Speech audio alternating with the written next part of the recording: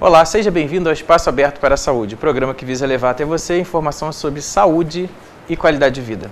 No programa de hoje vamos falar sobre o câncer de testículo. Segundo o Ministério da Saúde, o câncer de testículo atinge principalmente homens entre 15 e 50 anos de idade. Sua incidência é de 3 a cada 5 casos para cada grupo de 100 mil indivíduos. Mas o que será que as pessoas sabem sobre o câncer de testículo ou querem saber?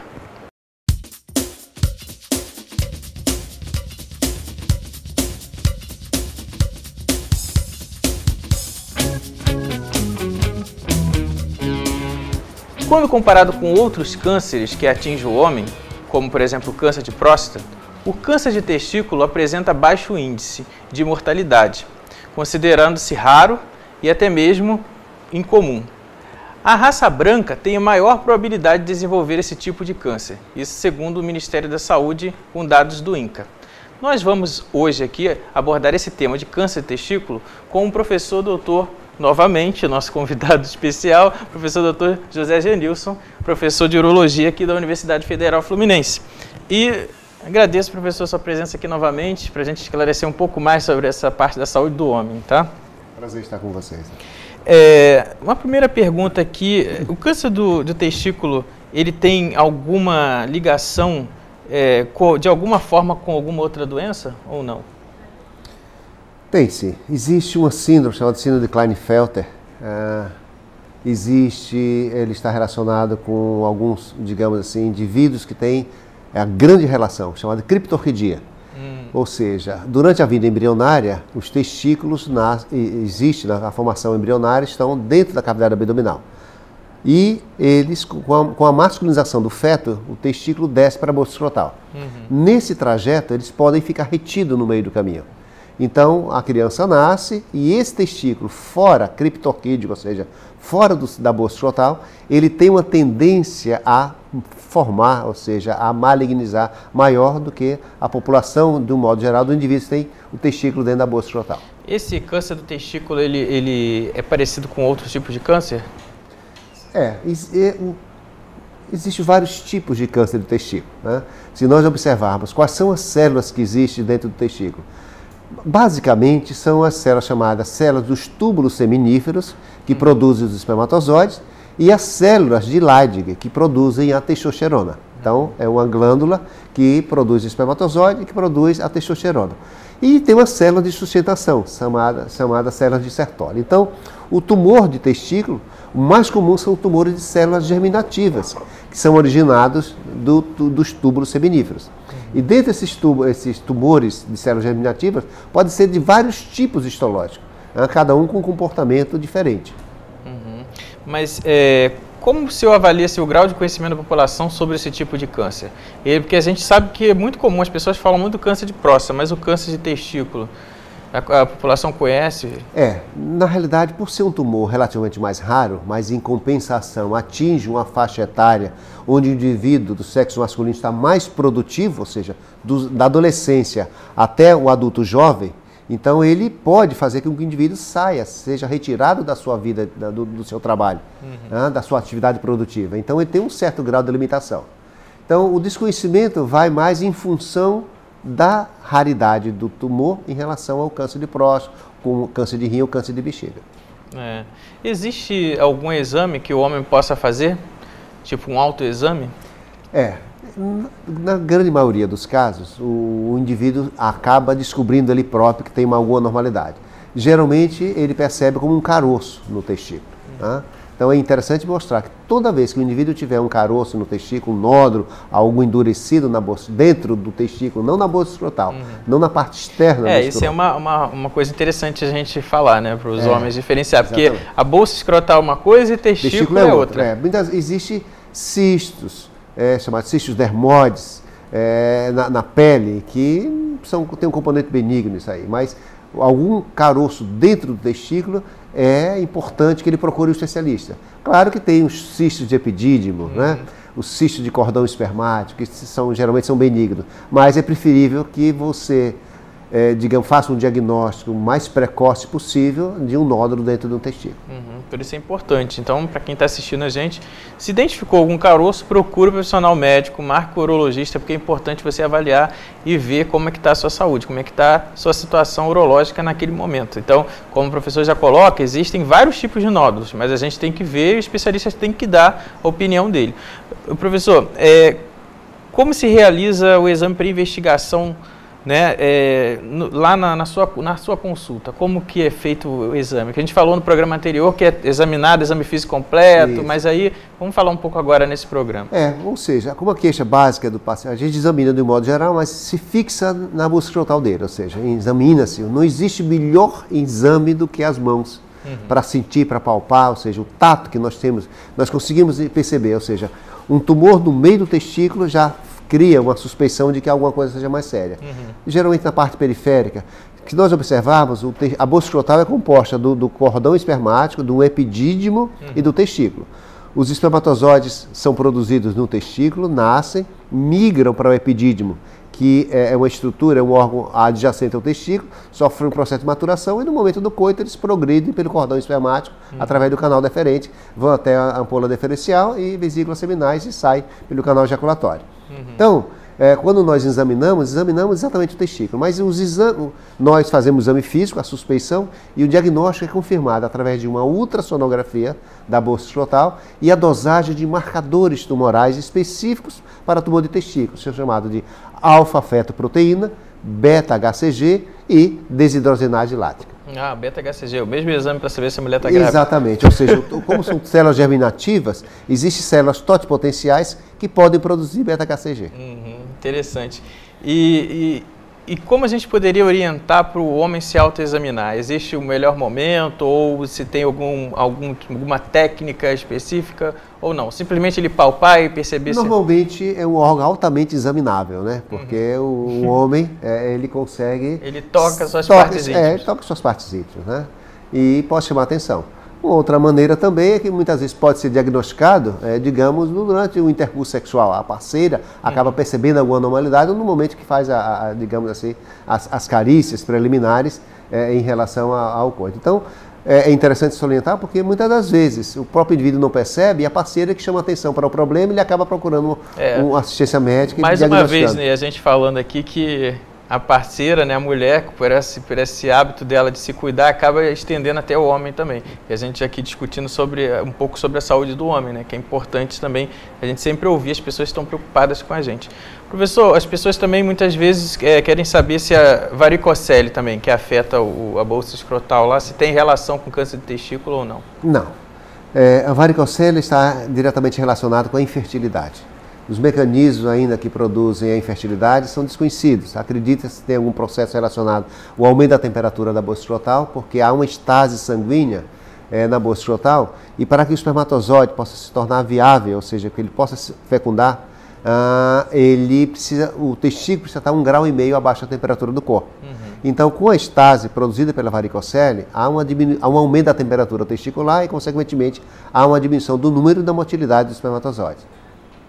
Mas não está relacionada a câncer de testículo, não. Sim, a varicocele surge justamente por esse aumento dessa temperatura, Não, a varicocele é muito mais comum do lado esquerdo, até pela própria anatomia, porque na veia espermática esquerda é uma veia que não tem válvulas, e ela desemboca diretamente angularmente na veia renal esquerda. No lado direito é menor, porque ela desemboca de uma maneira... Então já fica mais sangue ali e não consegue voltar, porque não tem as não válvulas, né? Não tem as válvulas, exatamente. Então pode ser também, ter um componente genético também. Um pai que tem varicocele, o filho tem uma tendência a ter varicocele. Então, são duas entidades diferentes. A varicocele geralmente está relacionada à infertilidade, ou normalidade. O indivíduo pode ter varicocele e ser absolutamente normal, não seriamente. E o indivíduo tem um tumor de testículo, tem um nódulo que tem uma origem completamente diferente. Sim, mas ambos podem levar à infertilidade? Bom, do tumor de testículo, quando ele é bilateral, e necessariamente nós temos que fazer a retirada. Claro que nós podemos ser um pouco econômicos quando é bilateral a doença, para que o indivíduo possa não se tornar estéril. Mas se for inevitável, nós podemos colocar o esperma do paciente no banco de esperma e fazer a retirada do órgão. Faz-se a retirada e coloca-se uma prótese por causa Então, da estética. o câncer de testículo só leva à infertilidade quando ele é bilateral, Quando é afeta bilateral. os dois Exatamente, testículos. quando ele é bilateral. O outro testículo, uma vez retirado, ele se torna vicariante, ou seja, ele assume as funções do outro e cresce. Ah, ele cresce. Isso é interessante. Isso eu não sabia. Então, outra coisa interessante é que o senhor falou agora há pouco sobre a bolsa escrotal e essa produção de espermatozoide, né? Que aí me chamou logo a atenção, que essa coisa das roupas hoje que os homens usam muito, apertadas, e o senhor já falou aqui, né? Que a bolsa escrotal ela tem uma posição, a natureza já colocou ela mais para baixo para ser um pouco mais arejada, digamos assim, né? Mais fresca. Então as roupas também podem influenciar? Pode influenciar. Existe um reflexo, chamado reflexo cremastério. Existe um músculo que envolve toda a bolsa escrotal, e esse músculo é sensível à temperatura corporal e à temperatura ambiente. Se o indivíduo está com febre, por exemplo, o testículo tem uma tendência a descer. Se ele está com frio, então o ambiente externo está frio, a bolsa escrotal tende a acumular o sangue que vem do corpo, fica mais próximo. Então esse mecanismo de subida e descida faz com que há uma regulação, uma troca de calor entre a pele e o ambiente externo. E aí ele vai regulando a temperatura ideal, né? Exatamente. Interessante. O câncer de testículo é uma das doenças causadas pelo uso exagerado de anabolizante? Tem relação? Não, na realidade, o uso exagerado de anabolizantes leva à infertilidade. Se nós lembrarmos o seguinte, nós temos na hipófise um hormônio chamado hormônio luteinizante, que ele é produzido pela hipófise, que estimula o testículo, ou seja, as células de Leydig que produzem testosterona, a produzirem testosterona, ela por sua vez inibe a produção do hormônio luteinizante. Quando o indivíduo usa anabolizante, ou seja, testosterona em altas doses externas, esse ciclo natural fica quebrado. O que acontece? O hormônio luteinizante produzido pela hipófise para de ser produzido, e quando ele suspende a testosterona, o testículo que tem uma atrofia das células de Leydig, porque não teve o estímulo hormonal produzido para isso, ele vai demorar algum tempo para voltar a ter. Então o indivíduo desenvolve esterilidade. Os anabolizantes, muitas das vezes anabolizantes orais, podem levar a câncer de fígado. Professor, os homens que identificam algum nódulo, alguma coisa alterada no seu testículo, devem buscar qual serviço de saúde, qual tipo de médico, o que ele deve fazer? Olha, quem trata melhor uma neoplasia testicular é o urologista. Então seria a pessoa mais indicada. Então ele deveria procurar exatamente um urologista. Claro que pode ser um cisto de cordão, eu falei para você, um espermatocele, uma hidrocele, pode ser uma hérnia. O diagnóstico diferencial de tumor de testículo pode ser hérnia inguinal, pode ser o hidrocele, pode ser, digamos assim, uma alteração, como uma torção de testículo. Então, ele precisa procurar um urologista para fazer o diagnóstico diferencial. E no caso, quando esse cliente, esse paciente, ele não tem plano de saúde, o senhor comentou Ele vai ter que marcar uma consulta numa instituição que tem urologistas. Essa é a grande dificuldade, né? Ele poucos urologistas do serviço público.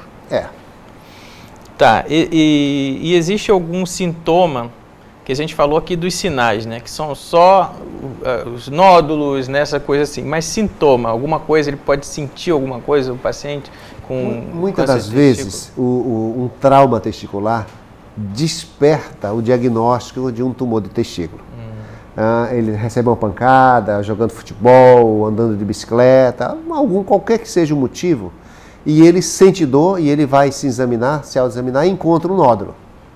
E ele diz que muitas vezes foi o trauma que levou ao tumor do testículo, mas na realidade o trauma que desperta para que o diagnóstico possa ser formado. Chama atenção. Chama atenção. É interessante. Vamos agora às nossas perguntas por e-mail. Caso você tenha dúvida, envie para a gente espaçoabertosaude@gmail.com. Nós estamos aqui aguardando a sua pergunta. Bárbara Alencar, de São Gonçalo, ela diz o seguinte: meu marido está urinando sangue. Isso pode ser um sintoma de câncer de testículo? Não. A hematúria, ou seja, o sangramento urinário, está relacionado com qualquer anormalidade na árvore urinária, ou seja, desde o rim, os cálices renais, o bacinete, o ureter, bexiga, uretra prostática e uretra peniana.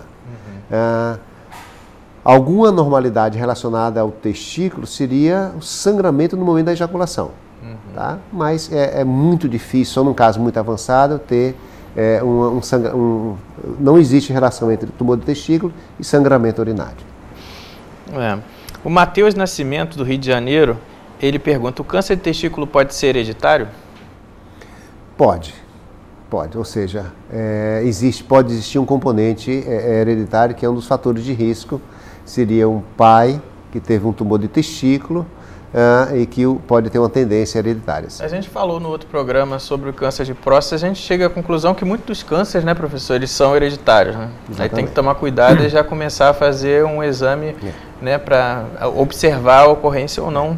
Uma observação que eu queria falar, muitas das mães que percebem que seus filhos não têm um testículo na bolsa escrotal, elas têm que procurar um urologista, porque existe tratamento, tem que fazer uma cirurgia em que o testículo é retirado, ou seja, feito um processo cirúrgico de tal maneira que ele é trazido até a bolsa escrotal. E com isso permite, mesmo que ele seja de genético, ele venha desenvolver um tumor de testículo, ele possa ser monitorizado, ou seja, um testículo na bolsa escrotal é mais facilmente examinável, é percebido alguma anormalidade do que se estiver intraabdominal ou no canal inguinal.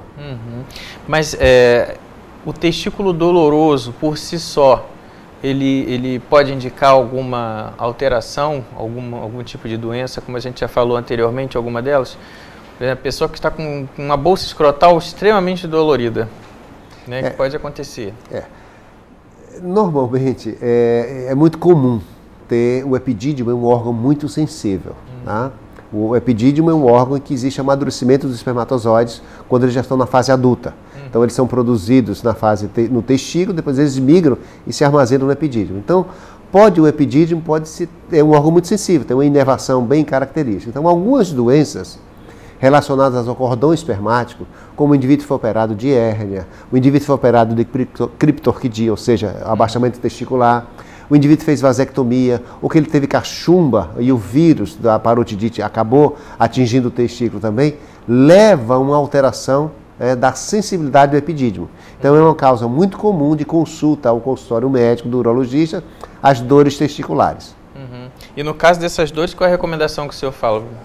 Cada doença, cada problema vai ser orientado em função do que ele apresenta, tá entendendo? Mas é muito bom chamar a atenção, porque existe um problema de urgência urológica, chamada de torção de testículo, em que o próprio testículo tem uma mobilidade, por esse reflexo hemastério subir e descer, ele pode ter uma rotação, e essa rotação estrangular os vasos sanguíneos, as veias principalmente, o sangue penetra e não acaba voltando, e fazendo uma isquemia no testículo, e o indivíduo acaba perdendo o testículo, tem que ser operado em urgência. Então, nós temos um prazo de 4 a 8 horas no máximo para operar esse paciente desde o início dos sintomas, para que o testículo possa ser salvo.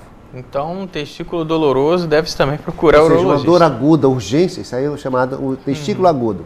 Você tem que procurar uma assistência médica imediatamente, uma emergência, para poder fazer o diagnóstico. Pode perder aquele testículo. Ele pode perder o testículo. Pode entrar em necrose e perder o testículo.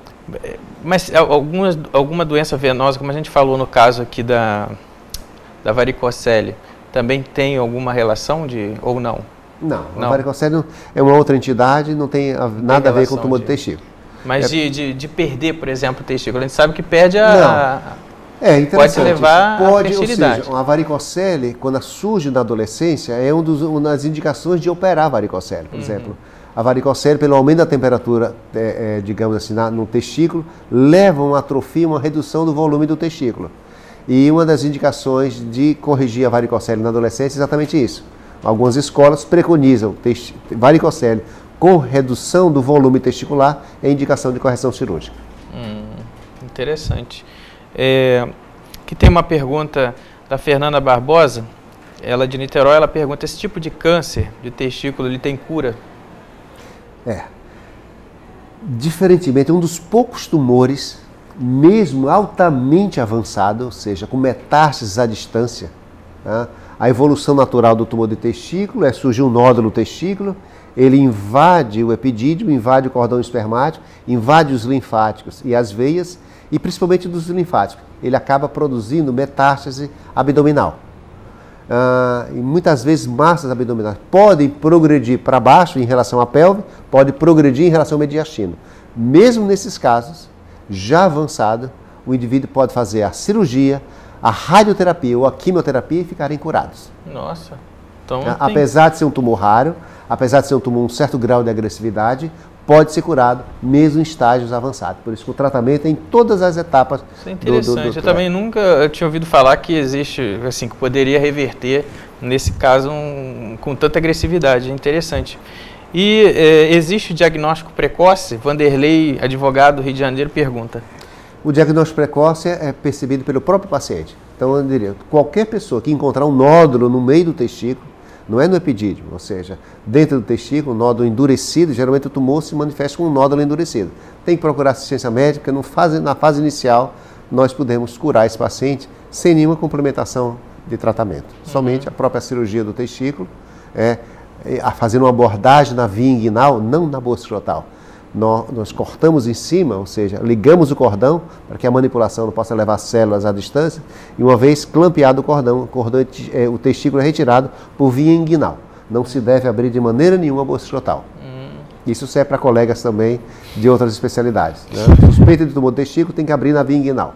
Interessante. Tá. Aí nesse caso, quando a pessoa perde o testículo, né, que teve que retirar, é colocado uma prótese no lugar? Uma prótese de silicone. É de silicone? Não consegue perceber absolutamente nenhuma diferença. E continua o músculo lá se movimentando? A mesma coisa. O músculo da bolsa escrotal continua funcionando normalmente. Continua funcionando, regulando a temperatura. Exatamente. Então, o Júlio Camilo, estudante de Niterói, ele quer saber se esse tipo de câncer pode levar o homem à morte. Pode. Ou seja, quando não tratado adequadamente, o tumor ele evolui muito rapidamente, né? E pode levar a paciente à morte pelas complicações do tratamento, que nós fazemos uma quimioterapia pesada, e essa quimioterapia acaba fazendo a deleção, destruindo os leucócitos, são as células, digamos, as nossas células de defesa. Ele pode ter uma infecção oportunista e vir a falecer de uma infecção generalizada pelo tratamento. Ou se ele não tratar adequadamente. Ou seja, a doença evolui de tal maneira, leva ciência respiratória, pelas metástases e morre pelas complicações relacionadas à evolução natural da doença. Na experiência do senhor como urologista e professor, o senhor observa maior frequência de caso, idade e raça, assim, como que o senhor vê? É mais frequente nos adolescentes, ou seja, um indivíduo jovem, relativamente jovem, entre uma faixa mais ou menos de 25 a 40 anos de idade. É o mais comum acontecer. Quanto à cor da pele, não vê a diferença? Não. Normalmente na raça branca é mais comum. É mais comum, né? E o senhor já viu assim algum caso muito agressivo que já tenha atendido? Recentemente nós tivemos agora no Hospital Antônio Pedro, onde nós trabalhamos, um paciente com 38 anos de idade, tinha criptorquidia, ou seja, os 2 testículos retidos. Não foi feito o diagnóstico, não foi valorizado. Né? É muito estranho um indivíduo que tem os testículos fora da bolsa escrotal, ou seja, dentro da cavidade abdominal, e ele procurou com uma massa abdominal, um tumor abdominal intenso, que chamou a atenção, que ele palpava o abdômen, sentiu uma grande massa. Procurou assistência médica, foi diagnosticado, na realidade ele tinha um tumor criptorquídico, ou seja, um tumor dentro do abdômen, que desenvolveu e que deu metástase. Esse paciente foi operado, já foi operado do tumor da cavidade pélvica e ele está em acompanhamento para fazer a quimioterapia.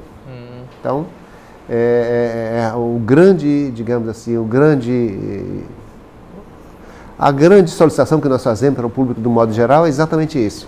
É que crianças com criptorquidia procurem assistência médica, tentem resolver o problema. Então, se não conseguir abaixar, que tire o testículo. Já começa a prevenção já desde quando nasceu, no caso, né? Exatamente. Nesse caso a gente pode falar de prevenção, né?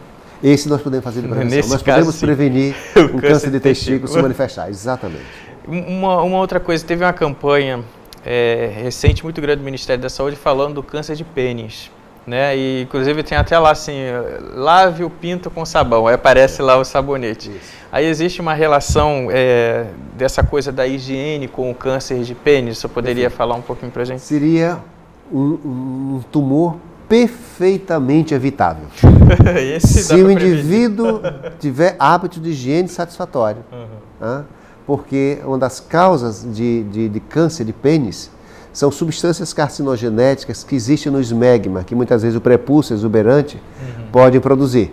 E se o indivíduo tiver baixo nível socioeconômico, acontece geralmente em níveis baixos socioeconômicos, ou seja, as pessoas que não têm um conhecimento, não têm hábito de higiene. Então, se ele fizer higiene, ou muitas vezes a profilaxia da postectomia, se ele operar a fimose mais cedo, ele não vai ter aquele prepúcio exuberante e a tendência de fazer câncer de pênis é muito baixa. Então, é interessante a logomarca de Lave o Seu Pinto, exatamente. E inclusive eles colocaram muito ligado à região norte e nordeste do país. Exatamente. Né, que o Maranhão é a maior incidência de câncer de pênis no Brasil. Nossa. Tá?